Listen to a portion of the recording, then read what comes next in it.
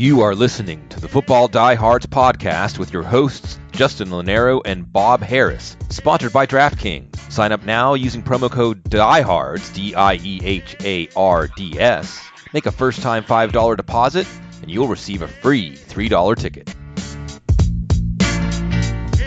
Hello and welcome to the Football Diehards podcast. I am your host, Justin Lonero, on Twitter at Justin Lonero, along with my co-host, as always, Mr. Bob Harris, on Twitter at Football Diehard, and our executive producer is on the line this evening, Mr. Kyle Dvorchak, on Twitter at FF Kyle the Kid. Mr. Harris, it's week 14. What is going on in Albuquerque, New Mexico this evening? I went out and tried to renew my identification today, and I didn't take enough paperwork with me.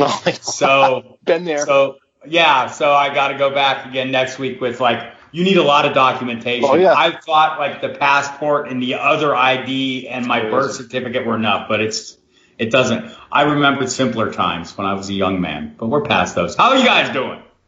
Very good. Kyle?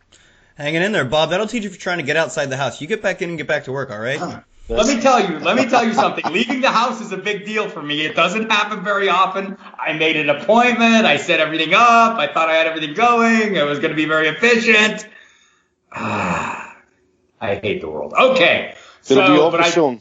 I love the football, though. And we've got a lot going on this week, a lot of injury information, a lot of changes, some free agent opportunities arising, propping up. So before we get into the daily angles of the show, let's just, touch base on some of the bigger stories this week, the things that we need to be in front of. We'll just start out with the A.J. Green. We'll miss the rest of the season.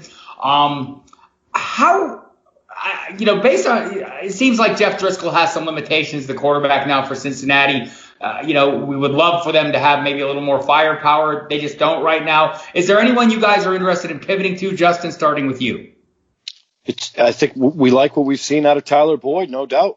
It's been a couple seasons, and here he is. I'm not sure that John Ross is going to be a week-to-week fixture, but this is why we play DFS. But, look, week 12, 8 targets for Tyler Boyd. Week 13, 8 targets for Tyler Boyd. So right in that 6 to 7 reception range, 90 yards and a touchdown, you're probably going to get for him just about every week, especially where A.J. Green is out of the equation. And he comes at a good price on DraftKings. But outside of Boyd, not a lot of love for Ross. I know he's a burner, can't teach speed, but I'm also a Joe Mixon optimist. I think we're going to see a lot of Joe Mixon going further. Yeah, he catches a lot of touchdowns, as John Ross. But in general, the target share is not there, the catch rate is not there. It just seems like we're asking a little too much of Driscoll to fuel all the fires. I think obviously Boyd is a guy I'd be even more interested in if there was A.J. Green, but there's not, so we'll deal with that.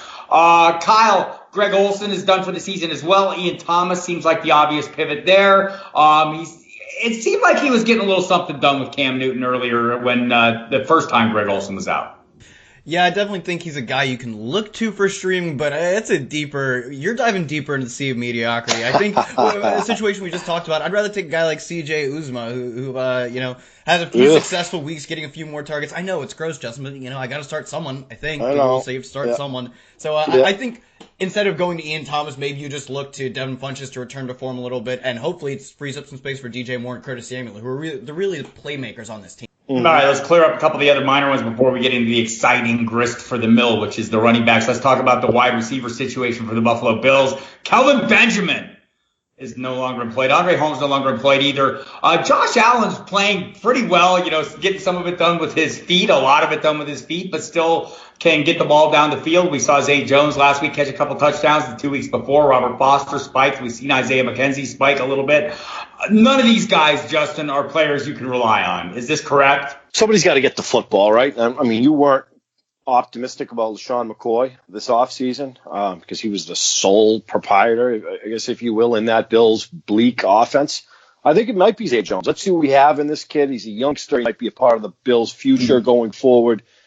4 receptions, 9 targets last week. We like that. Week 10, he had 11 targets, 8 receptions. So am I sold on him in cash games? I don't think so. But, if he's out there and you're in a jam this week, why not? And largely in part because there's not a lot of mouths to feed there, especially with Kelvin Benjamin out of the equation. So, yeah, look, it's week 14. Let's see what we have in Zay Jones. I can see him getting peppered with targets. And you got to like a rapport with Josh Allen. Josh Allen's played well last week. So I'm going to talk about him. We'll talk about quarterbacks and wide receivers. I like the Allen-Zay Jones combo week 14. Okay, we've got 3.5 running back situations to deal with here, it seems like. Let's start with Kyle, the one that seems to be, to me, maybe the most appealing to me, and I want to see what you think about this. Matt Breida ruled out. We've seen Alfred Morris, a healthy scratch for a couple games in favor of Jeffrey Wilson. We've heard Kyle Shanahan talking as recently as today, Tuesday, as we record this, about playing for 2019. Does this make Jeffrey Wilson the top of the free agent running back list this week?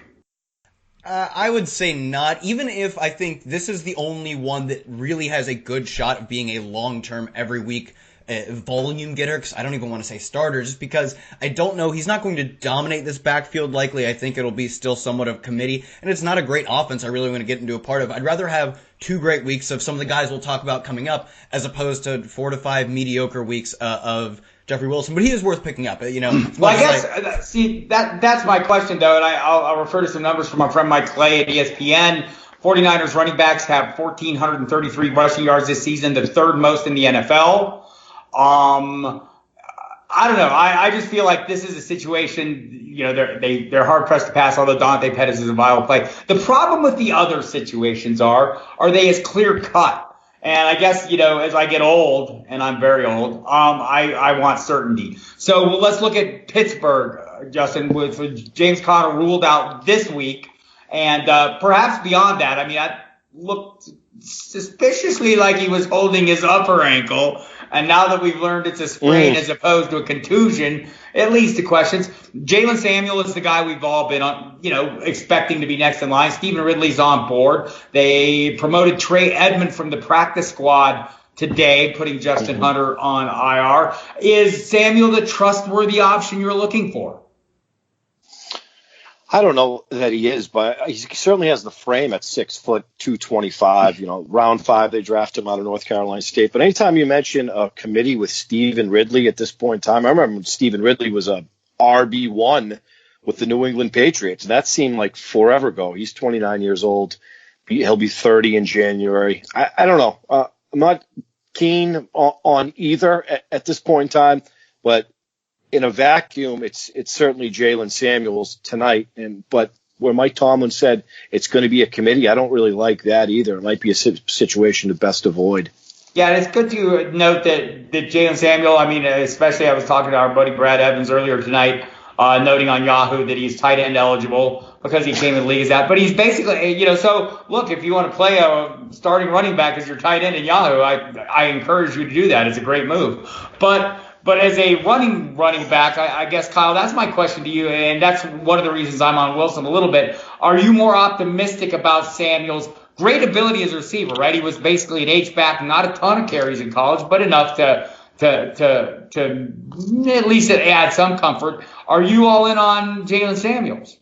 Yeah, in terms of getting carries, I do think how could you be all in? We just don't know. We actually just don't know. But in terms of what he can do as a receiver, James Conner right now is 7th in the league in targets, and he missed, whatever portion of that game. I think a lot of that receiving work will go to him if you're playing in a PPR, if you're playing in a site, say a DraftKings maybe. That's super valuable for a guy whose skill set matches up with the role James Conner just lost due to injury. So I think my confidence based on his fit with the offense is rising right now. I'm really excited about that. And the tight end thing, that's going to be broken. Like, if he actually is a good, if they slot him in the way we saw James Conner just slot in for Le'Veon Bell seamlessly, that's broken. And if you're playing on Yahoo, blow the entire fab. That's a league-winning strategy.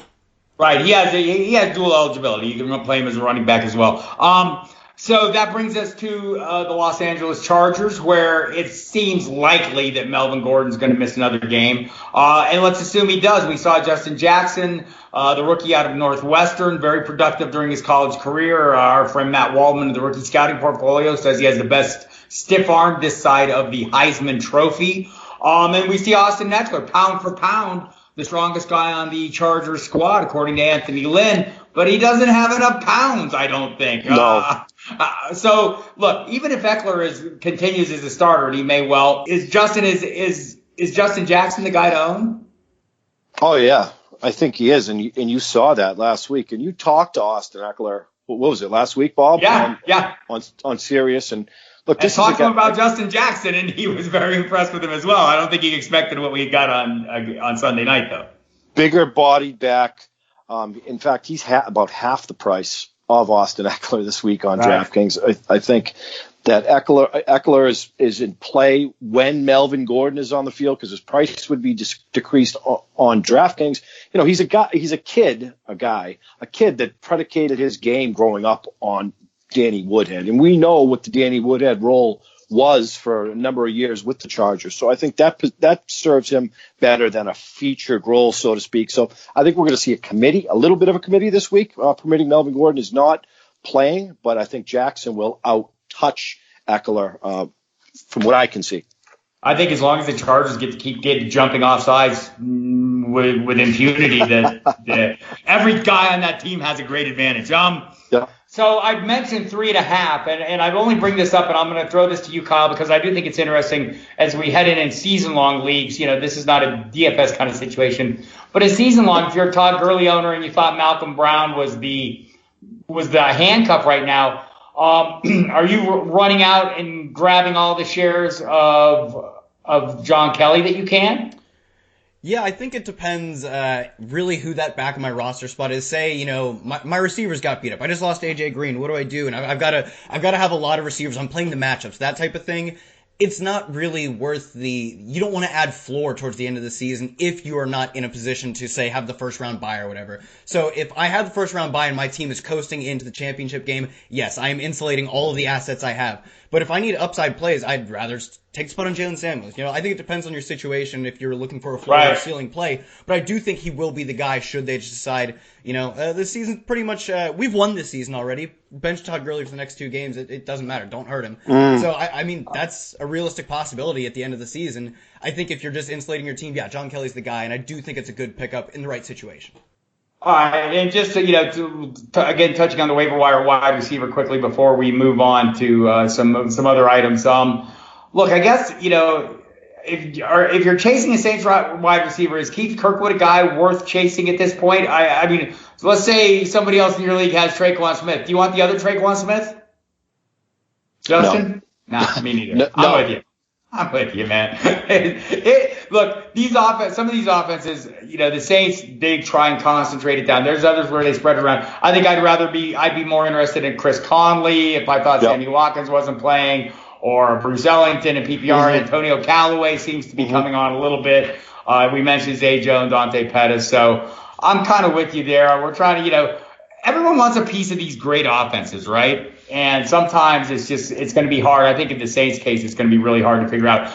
Kyle, on the Washington Redskins season long and the DFS, kind of in your estimation, is it 10-foot pole time in season long and GPP darts for these wide receivers in Washington with Mark Sanchez starting? He launched a couple to Josh Doxson that kind of looked interesting.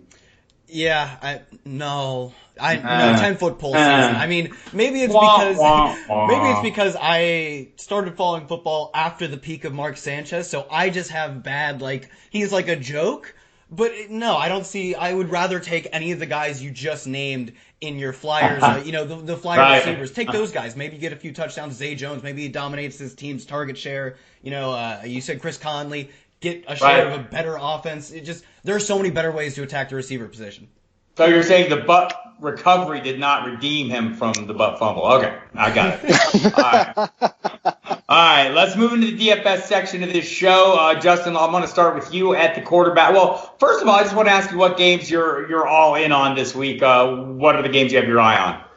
Well, anytime the New Orleans Saints are on the slate, which they are in this case, I am going to jump on that game. I like them at Tampa Bay. They are 8-point favorites. The over-under is 57. There's going to be some points in that game. I'm going to want me some Drew Brees. I'm going to want me some Alvin Kamara. I'm also going to want some Mike Thomas. And on the other side, Chris Godwin has been unleashed. Adam Humphries, I think, is in play. These are affordable guys, and if you're going to pay up, you're going to have some Mike Evans. So that would be a game I'm certainly stacking, and that's the game that jumps out to me on this slate. Do you have a game of the week not called New Orleans against Tampa Bay, Kyle? I think one I'm interested in is Pittsburgh, Oakland. I think we could see something. We just saw it. Everyone's like, oh, well, we'll get the Spencer Ware. We will get the now Spencer Ware running out the 20 to 30 point lead by the second quarter, and not what happened at all. So I think a situation like that is at least in play, and that's what you want to look at for fantasy. Derek Carr playing better than we all realize right now for about the last 3 or 4 weeks. But I don't know if that means a lot, but better than we all realize. All right, let's run into some of the positional situations. I'll start with you, Kyle. Quarterbacks in the various formats of the daily fantasy football. Yeah, in cash, Lamar Jackson, he gets the Kansas City defense, which I'm super interested in. It's at home, 5,700. He's averaging 18 rush attempts per game. I talked about last week. It's like a joke how high his floor is. He's a running back playing the quarterback position right now. Whether or not you believe he's a great passer, it doesn't matter at all. It just doesn't matter at all. He's got one of the highest floors per week as a quarterback. And then tournaments, that game I just talked about, I'm looking at Ben Roethlisberger, 6,800. Career high in pass attempts per game right now. Possibly without Connor, we could see them throwing the ball more. And obviously, it's the Raiders defense. A quick follow-up to that is not Josh Allen the better Lamar Jackson then? He's running for more yardage and he's got a bigger arm. I think that's really interesting. I don't know if I believe in the offense as much, but I actually do think, I believe he's at 100 or 200 discount. I think they're almost interchangeable. They really do serve the same purpose, and that's a good point out there. Justin Lonero, your quarterbacks. Neither of them are great offenses, but Josh Allen's been impressive. I mean, he's certainly not Lamar Jackson. I'll piggyback on what Kyle said. I mean, Ben Roethlisberger minus James Conner, who's been the identity of that Pittsburgh Steelers offense, is out. I think we're going to see Ben Roethlisberger go to Oakland. I know we don't like these cross-country games, and historically Ben Roethlisberger's been different on the road than he has been at Heinz Field. Not the case this season. He's been just as good on the road as he has been at Heinz Field. So I think you'd be foolish not to play Big Ben. Of course, we gravitate towards his weaponry, and I'm also on Lamar Jackson. I think he's going to get himself killed running as much as he is. Right. It seems to be crazy, but I don't see it necessary to pay for a Patrick Mahomes. Baltimore's been stout. We saw that with Matt Ryan. You could give me some Deshaun Watson at 5,900 at home and an AFC South matchup. I do like that quite a bit. I love Watson. I love the added Demaryius Thomas. Lamar Miller's looked pretty good. Looks like they've activated Deontay Foreman. They have, yes. It's going to take a couple weeks for him to be in the equation, but it's a good offense. If you were to ask me who scares me tonight as far as a Patriots fan going, I think it would be in the AFC, it would be Houston for certain. I will have some Josh Allen, and if I'm going to pay way down, it'll be Nick Mullins at home against Denver, 4,600 with Dante Pettis. Okay, and not to belabor the point, just to throw this out there, Allen leads the NFL quarterbacks averaging 48.6 yards rushing per season. Only 3 quarterbacks since 2001, Mike Vick, Russ Wilson, and Robert Griffin have averaged more rushing yards per game in a season.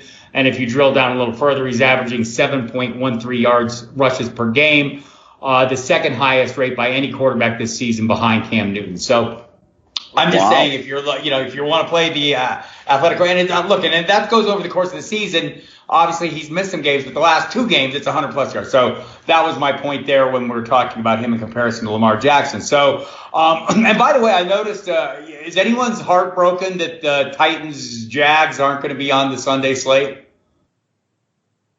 Not really.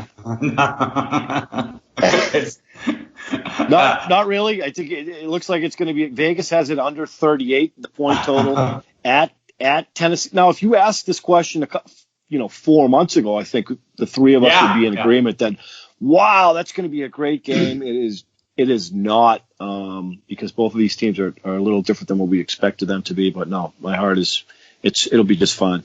Yeah, I think I'm with you there. So, okay, Justin, let's run through your running backs of choice this week. It's an interesting position, and before we got on the show and had the show before the show, I was making kind of a tournament team, and with some of the lower end wide receivers that we talked about in Pettis and Zay Jones, I was able to squeeze Barkley, Zeke, and Alvin Kamara into one lineup, and we love that because you're talking close to probably 25, 30 points out of each of those players. So I'm right up at the top. I'm going to use Barkley, Zeke, or Alvin Kamara based on volume. Probably Kamara and take a small discount in comparison to Barkley and Zeke Elliott. Mid-range, I do like Joe Mixon at 6,400. I think, right there with Philip Lindsay, another great story at the 49ers. Lindsay's been a model of consistency. So it'll be tonight, Tuesday. We record the show early in the week. It's going to be Philip Lindsay. He's been special, and I'm going to pay up. And in this week, I'm going to try to pay down at wide receiver so that I can jam Barkley, Zeke, Alvin Kamara into my lineups. Right, I want to claim how genius I am for really running up and talking up Lindsay last week, and then I realized, he's playing the Bengals. I would have been stupid to say anything else. Kyle, your running backs of choice this fine week. Yeah, I'm on the same page with Alvin Kamara, Ezekiel Elliott. If I'm looking at cash games, it's Ezekiel Elliott for me. He's got 25 points in 4 straight games, dating back to a near 40 spot against the Eagles, who he plays this week. And then a guy I'm looking at, Spencer Ware, 5,200. He saw 14 carries and 1 target to Damian Williams, 5 carries and 2 targets. That's, he's going to be the guy, I believe, going forward. This is a guy we didn't talk about earlier in the show because he wasn't news this week. It was technically news of late last week. But, Bob, any inclination? Is there anything other than he's probably just the guy? Maybe, do you think they pass more at all? What's your read on this? My read is, yes, this was an interesting week. And the thing about the Chiefs offense, it's kind of, like the Saints tends to funnel down through the primary guys. The Chiefs does as well, except like one at a time. It's a Kelsey week. It's a Hill week. Yeah. In the past, it was a Kareem Hunt week. And, yep. We don't want to get too deep in that story because it's old news. But Spencer Ware is not old news. I think he's going to have some of those weeks where he ends up being the primary guy in this offense. I just think, you look at the matchups. I don't know that they necessarily are indicative of what way that's going to go because Patrick Mahomes is doing magical things and kind of defying what our expectations are with his play. So I think Ware is I think he's a plug and play option. When they lost Kareem Hunt, it seemed to me that you look at Spencer Ware. Spencer Ware was the guy until he got hurt and opened the door for Hunt to have his opportunity. Hunt was going to be a backup. I think they have a lot of faith in Ware. I think they're happy to use Ware. It's just going to have to be the right circumstances and the right game script. I don't know if this week is it, though. Real quick on Spencer Ware, our friend, industry colleague Jamie Eisenberg, CBS Sports, I talked to him last offseason, and he spoke to Andy Reid, and right after they drafted Kareem Hunt, and Andy Reid was uncertain whose role it was going to be. I mean, we knew Kareem Hunt was going to have a role. We didn't know he was going to have as big of a role as he had because Spencer Ware got hurt. So Andy Reid was non-committal on Spencer Ware. And, of course, at that point in time, Charkandrick West was in the equation, which he is tonight as well. So it's certainly an interesting situation. The sun is the same in a relative way, but you're older. And I think we're seeing that with Spencer Ware. I don't know that he's going to get 25 carries a week, but his price is right. It's just he's going to be at home, Kyle, at Arrowhead against a tough Ravens run defense. So I think there's just other ways to go, but it's a good offense, no doubt. I think Justin trolling me about my age with the Pink Floyd lyrics, who I saw in 1973, by the way, at the Tucson Community Center Arena. It was a fantastic show. Let's go to wide receivers before this gets too crazy. Too late. So Kyle, go ahead. Wide receivers for you. Yeah, I'm going to look at Michael Thomas in cash. A guy I wanted in tournaments was Alvin Kamara because we've seen that when Mark Ingram's in, the volume it's just clearly a switch. Like the 4 games he played, he averaged 11.75 targets. That's high in receiver numbers. Plus he was averaging 13.75 rush attempts. Now the volume is down, but it's still in a great offense. So that makes him a more volatile play every week. I think Michael Thomas is similar in that way, except he's a receiver and you just don't expect that kind of volume every week. You don't expect the high 15, 20 carry totals. It's like 10 targets, a great receiver. And that's what you get in Michael Thomas for 8,600 in a game we're looking to stack. And then another guy, Emmanuel Sanders, 6,200, 8.3 targets per game over the past 4 games, and he gets the San Francisco defense. And then in tournaments, I'm stacking Juju with Ben Roethlisberger. I think the Antonio Brown blow-up spot is really going to have people just hammering in on Antonio Brown. But I think it's closer to a coin flip. Basically just leverage that recency bias. And I believe his primetime game where he just blows up. I think they're more similar in their projection than that would have people think. Yeah, I think that recency bias might work in your favor with Sanders as well, coming off that game where we all had such high expectations. I guess we thought Denver was going to score 3,000 points against the Bengals because we expected Matt LaCrosse, huge game, Sanders, huge game. Not everybody. It was Sutton and Nope. Lindsay. But Yep. so Justin, your wide receivers this week? Saints, give me Michael Thomas. Week 1 at home against Tampa Bay, 16 out of 17 targets he caught for 180 yards and a touchdown, 42 DraftKings points. I love me some Michael Thomas. I think he's a top 3 or 4 wide receiver in the NFL. I'm going to pay there. I tend to agree. Everybody and their brother is going to be on AB. While I don't think it's Antonio Brown is the best wide receiver in the NFL, so I don't think it's a bad thing to go in that direction. But I think Juju is kind of a pivot there. Anytime we can get Julio Jones under 8K, I'm going to go in that direction.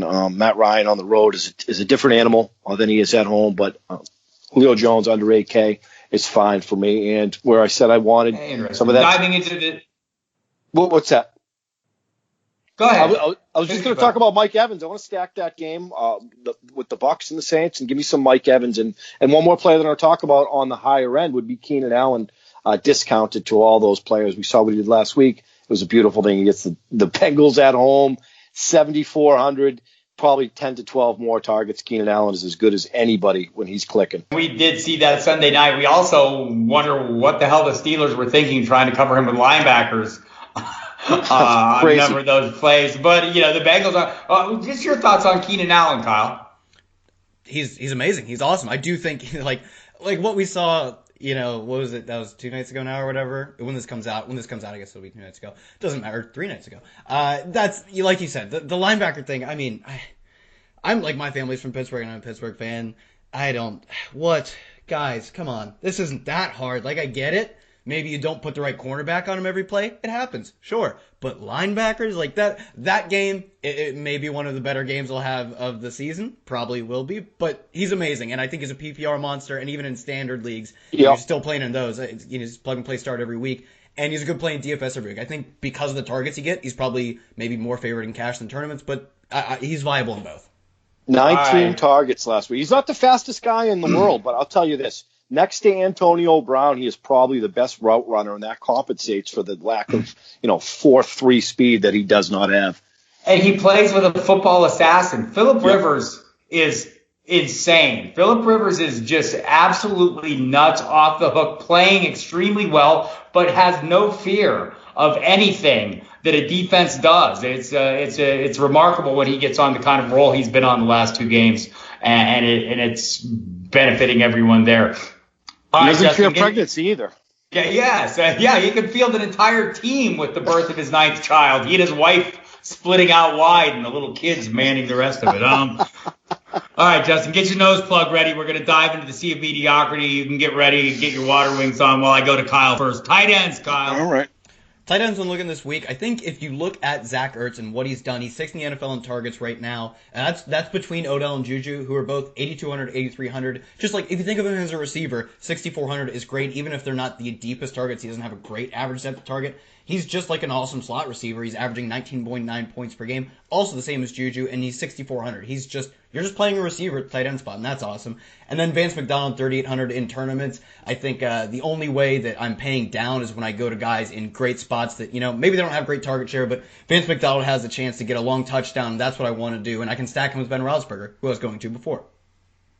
Justin? The sea of mediocrity is deep, and the fact that Rob Gronkowski is the 6th priciest tight end is a sad, sad thing. Sub 5K, 4,800 at Miami, where Tom Brady is, talked about his struggles down in Miami historically.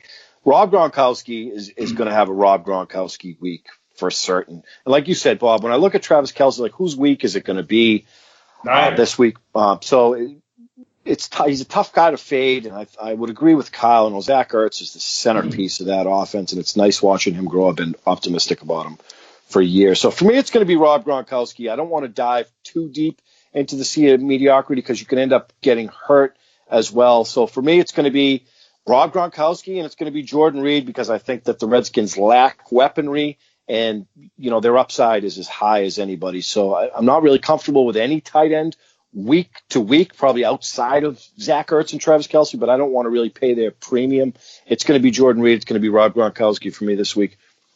Yeah, according to Matt Lacoste, there are traps waiting for you in the sea of mediocrity. Yep. Let's look at defenses. Let's start with you, Justin. And by the way, you guys have been nailing defenses the last few weeks. Who do you like in this one? It's tough. It is Tuesday, but I'm going to have to go with the Houston Texans at home against Andrew Luck, 2,600. We're paying for upside here. 18 points last week against Cleveland at home. The picks are coming, the sacks the week before. I mean, this is a defense that's loaded, and they're equally as loaded on offense. They're a very, very scary unit. And for that type of price, Andrew Luck on the road, I'm all over the Houston Texans tonight at 2,600. Kyle? Since Justin gave you the upside play, I'll give you a floor play. Detroit Lions playing Arizona. Let me read you the Arizona offensive totals over the past few weeks. Let's start here with the Packers. A 20-point total, that's beautiful. You beat the Packers, you did what you had to do. I'm sure it's not because they have a terrible offense. Oh, wait, no, it is. 10 points, 21, 14, 18, 10, 17. Oh, my God, this offense this is way worse than I really thought. They're bad. They're so bad. And that's the floor you want, even if it doesn't give you the ceiling that Justin was talking about, because, just less plays equals less chances for turnovers, less chances for touchdowns. Right. That's the floor cash play I'm looking at. I like Justin's play of Houston as the ceiling tournament play. Genius stuff there. I like that. And I agree with you. I mean, I think that, you want to pick on offenses that give you opportunities. It's like in individual defensive player leagues. If you're forced to play cornerbacks, you play the worst ones, the guys that get picked on. They're the ones that score the points. And so very similar thing. And, when I'm playing team defenses, it's a similar situation. And also I want to pick on quarterbacks. So I like both those plays. Justin, what does DraftKings have for us right now? DraftKings has got a promotion for us. This is the Football Diehards podcast. For first-time users, you want to sign up using promo code DIEHARDS, DIEHARDS. Sigmund Bloom, our friend, your nephew, says that in the intro. It's that time of year, gentlemen, where season-long leagues are tanking. Season-long leagues are also in the playoffs, but for those of the teams that are tanking, DraftKings is a good pivot to get yourself, revitalization in your fantasy football season. So you want to head over to DraftKings, the leader in 1 week fantasy sports. Use our promo code DIEHARDS. You get a free $3 ticket. Make a $5 deposit. Any questions related to DraftKings, I'm always available on Twitter. Be found at Justin Lonero. You're bearing the lead here. This is the Football Diehards podcast. I thought I was. Oh no, this is I'm on the right one. Kyle, you want to wrap it up for us, man? Yeah, if you want to keep up to date with all of your Football Diehards pod updates, get the notification as soon as it drops. Go ahead, subscribe to us on whatever platform you kids listen to on these days, and also follow us on Twitter. Find Bob at Football Diehard, myself at FF Kyle the Kid, and Justin at Justin Lonero. Thanks for tuning in.